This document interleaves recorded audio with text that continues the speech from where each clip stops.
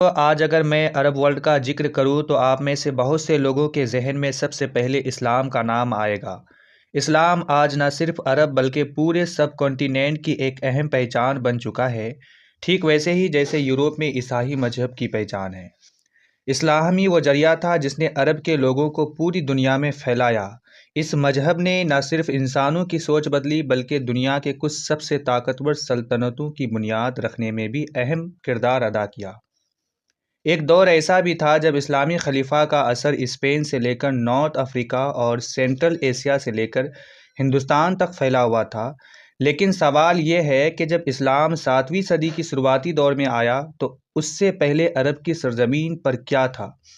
کیا اس زمانے میں بھی یہاں لڑائیاں، تکراریں اور مصیبتیں ہوتی تھیں جیسے آج ہم دیکھ رہے ہیں، حماس اور اسرائیل کے درمیان جنگ یا پھر سیریا کی حالات؟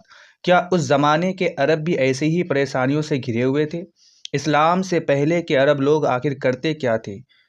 ان کا رہن سہن کیسا تھا؟ اور سب سے اہم، وہ کس مذہب یا عقیدے کو مانتے تھے؟ آج کے اس ویڈیو میں ہم اسی سوال کا جواب تلاشیں گے۔ میں آپ کو بتاؤں گا پیغمبر حضرت محمد صلی اللہ علیہ وسلم کی آمد سے پہلے کے عرب کی کہانی۔ تو ویڈیو کو آخر تک ضرور دیکھیے گا، کیونکہ جب تک آپ اپنے عتیق کو نہیں جانو گے تب تک اپنی پہچان کو سمجھ پانا مشکل ہے۔ دوستو، اور آپ دیکھ رہے ہیں ریختہ ہسٹوری۔ اس ویڈیو میں ہم پورے عربین سب کانٹیننٹ کی بات کریں گے، جس میں اسرائیل، عراق اور کویت جیسے ملک بھی شامل ہیں۔ اب اگر ہم آگے بڑھیں تو جان لیں کہ اسلام سے پہلے کا عرب ایک گھمنٹو سماج تھا۔ یہاں سینکڑوں قبیلے رہتے تھے جو ایک جگہ ٹھہرتے نہیں تھے بلکہ لگاتار سفر کرتے رہتے تھے۔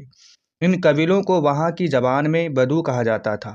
آج بھی کچھ قبیلوں میں وہ پرانی عربی زندگی کا انداز دیکھنے کو ملتا ہے۔ یہ قبیلے اپنے اپنے علاقے میں حکومت کرتے تھے اور اس وقت عرب میں کوئی بڑا امپائر موجود نہیں تھا، جیسا کہ یورپ میں رومن یا بائزنٹائن سلطنتیں ہوا کرتی تھی۔ اس وقت کا عرب زیادہ تر ریگستانی علاقہ تھا جہاں زندگی بہت مشکل تھی۔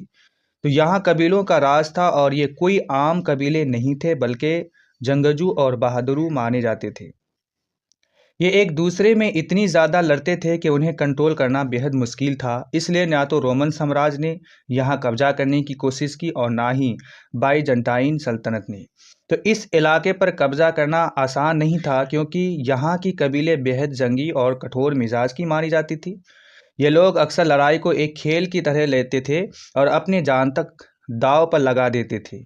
یہی وجہ تھی کہ ان جنگی قبیلوں کے نوجوانوں کو روم اور دوسرے سامراجوں کی سینا میں بھرتی کیا جاتا تھا۔ یہ الگ الگ مورچوں پر جا کر جنگ لڑتے تھے اور اپنی بہادری دکھاتے تھے۔ ان چھوٹے چھوٹے قبیلوں میں کوئی باقاعدہ قانون نہیں ہوتا تھا، جو ان کا سردار کہتا وہی آخری فیصلہ مانا جاتا۔ تو ان سے کچھ قبیلوں بہت ہی خطرناک مانے جاتے تھے، جیسے کہ حنیفہ، قریش اور کلاب قبیلہ۔ یہ قبیلے اس دور کے سب سے طاقتور اور پربھاوشالی قومیں مانی جاتی تھی۔ یہ لوگ اپنے مویشیوں اور پریوار کے ساتھ ریگستان میں سفر کرتے رہتے تھے اور ٹینٹوں میں رہتے تھے۔ ان کی زندگی پوری طرح سے بدو کلچر پر آدھارت تھی، لیکن اگر کسی کو اس سماج میں سب سے کم اہمیت دی جاتی تھی تو وہ تھی عورتیں۔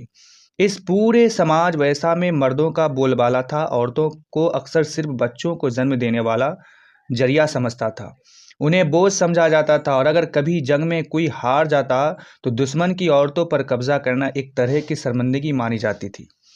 حالانکہ ایسی باتیں باقی دنیا میں بھی تھی، مگر عرب میں ان کا اثر بہت زیادہ تھا۔ یہاں حالات ایسے تھے کہ بہت سے لوگ 20 سے 25 بیویاں رکھتے تھے اور کئی بار تو معصوم بچوں کو پیدا ہوتے ہی زندہ دفن کر دیا جاتا تھا۔ اسی وجہ سے قرآن نے اس دور کو زمانۂ جاہلیت یعنی اگیانتا کا دور کہا ہے۔ بہت سے لوگوں کا ماننا ہے کہ اسلامی کی آمد نے عرب کی عورتوں کے حالات کو کافی حد تک بہتر کیا، کیونکہ انہیں کوئی حقوق اور عزت ملنی شروع ہوئی۔ مشہور فرینچ اتہاس کار میکسس روڈسنس کا کہنا ہے کہ اسلام سے پہلے کا عرب صرف اور صرف ونڈیٹا یعنی بدلے کی بھاونا پر چلتا تھا۔ اگر ایک قبیلے کی آدمی کو کسی دوسرے قبیلے نے مار دیا تو پورا قبیلہ جنگ میں کود پڑتا اور ایک انسان کی موت کی وجہ سے سینکڑوں جانیں چلی جاتی تھی۔ یہی سوچ اس وقت کی سماجی حقیقت تھی۔ اب اگر بات کریں اس دور کی مذہبی حالات کی تو یہاں پر یہودیت یعنی یہودی دھرم ایک اہم مذہب بن چکا تھا۔ یہ یہودی لوگ یہاں پہلی صدی کے بعد آنا شروع ہوئے تھے۔ جب رومن سامراج نے انہیں ستانا اور نکالنا شروع کیا تو اس زمانے میں یہودی دھیرے دھیرے ہجرت کر کے عرب آ گئے اور یہاں طاقتور ہو گئے۔ اسلام سے پہلے یہودی ہی یہاں کے سب سے مہذب قوم بن چکے تھے۔ ریڈ سی البحر سمندر کے کنارے والا علاقہ ان کے کنٹرول میں تھا، کیونکہ یہ زمین زرخیز تھی اور بیپار کے لیے بھی مفید تھی۔ یہی وجہ تھی کہ یہودی قومیں یہی بسی ہوئی تھی۔ حالانکہ یہاں کچھ اور قبیلے بھی موجود تھے، لیکن یہودی سب سے زیادہ اثر رکھنے والے تھے۔ مگر اس طاقت کی وجہ سے ان کا ٹکراؤ کئی عرب قبیلے سے ہوتا رہتا تھا، جیسے کہ حنیفہ اور تمیم جیسے قوموں سے۔ یہ ٹکراؤ مذہبی، قوم اور آرتھک زیادہ ہوتے تھے، کیونکہ ہر کوئی بیپار اور زرخیز زمین پر قبضہ کرنا چاہتا تھا۔ اصل میں اس زمانے کی زیادہ تر قبیلے کوئی ایک مذہب نہیں مانتی تھی۔ ہر قبیلہ اپنے اپنے دیوتا رکھتا تھا۔ کوئی سورج کی پوجا کرتا، کوئی بارش کی تو کوئی آگ کی، لیکن ان سب کا ایک ساجھا مقدس مقام تھا اور وہ تھا مکہ۔ جی ہاں، آپ نے صحیح سنا، اسلام سے پہلے بھی مکہ ایک بہت اہم شہر مانا جاتا تھا۔ یہاں ہر قبیلے کے دیوتاؤں کی مورتیاں رکھی جاتی تھیں اور یہاں تمام قبیلے ہر سال آتے تھے۔ یہی مکہ اس وقت بھی جھگڑوں کا سلجھانے کی جگہ ہوتا تھا۔ اس لیے مکہ کو پری اسلامک عرب کا سب سے اہم اور سیاسی روپ سے اثردار شہر مانا جاتا تھا۔ اور اسلام سے پہلے مکہ پر قریش قبیلے کا قبضہ تھا۔ اسلام سے پہلے کے عرب میں قریش قبیلہ سب سے طاقتور مانا جاتا تھا۔ یہ لوگ حبل نام کی ایک مورت کی پوجا کیا کرتے تھے جو ان کے لیے بہت اہمیت رکھتی تھی۔ آج جسے ہم مدینہ شریف کے نام سے جانتے ہیں نا، اسے اس دور میں یثریب کہا جاتا تھا۔ تو اس وقت یہ علاقہ جو ہے اسد قبیلے کے قبضے میں تھا۔ لیکن پہلی صدی کے دوران جب یہودی نے یہاں ہجرت کی تو انہوں نے یثریب یعنی مدینہ پر قبضہ جما لیا۔ مدینہ کے آس پاس اور خزراج نام کے دو قبیلے آباد تھے۔ ان دونوں قبیلوں کے تعلقات یہودی سے اچھے تھے اور اس کی وجہ تھی کاروبار۔ دراصل یہودی اس وقت کے بزنس کلاس ہوا کرتے تھے اور مدینہ کے یہ قبیلے یہودی کے ساتھ مل کر کاروبار کرتے تھے۔ یہ لوگ ریڈ سی کے علاقے میں اناج اگاتے اور یہودی اسے باہر علاقوں میں لے جا کر بیچتے۔ جو منافع ہوتا وہ آپس میں بانٹ لیا کرتا۔ تو اس کاروبار کی وجہ سے یہودی مدینہ میں کافی طاقتور ہو گئے تھے اور اس دور میں یہودی دھرم یہاں پر کافی عام اور مقبول ہو گیا تھا۔ وہ تمام راستے جن سے یہودی تجارت کرتے تھے ان کا مرکز مدینہ ہوا کرتا تھا۔ اسی وجہ سے مدینہ کی اہمیت بڑھتی گئی۔ پھر چوتھی صدی میں جب عیسائی عرب میں داخل ہوئے تو یہاں ایک نئی تکرار شروع ہو گئی۔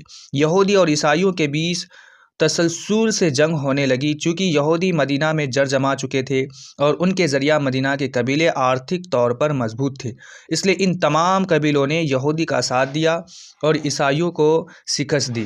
چھٹی صدی تک مدینہ پر یہودی کی حکومت قائم رہی، لیکن پھر ایک نئی صبح ہوئی۔ اسلام کا سورج مکہ سے تلی اور پیغمبر حضرت محمد صلی اللہ تعالیٰ علیہ وسلم کی تعلیمات اس دھرتی کو روشن کرنا شروع کیا۔ مکہ سے مدینہ کا سفر جسے آج ہم ہجرت کہتے ہیں، اسلامی تاریخ کا ایک بڑا موڑ تھا۔